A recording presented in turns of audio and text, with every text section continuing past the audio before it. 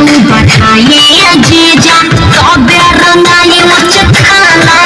जी खाली पैसा पैसा तो पहिले बड़ो सोना साली हमारा लभिले ना कुछ रंगवाइले बड़ो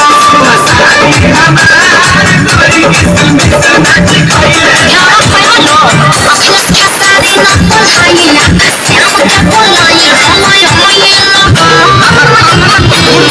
हमारा जोगो जोगो जिया साली लाखमारी होली खेले गइलूसी जीजा जी खूब जियत रही अपने ढारत रही अपने पियत रही तार के पीछे 10 टकिया दी ना अब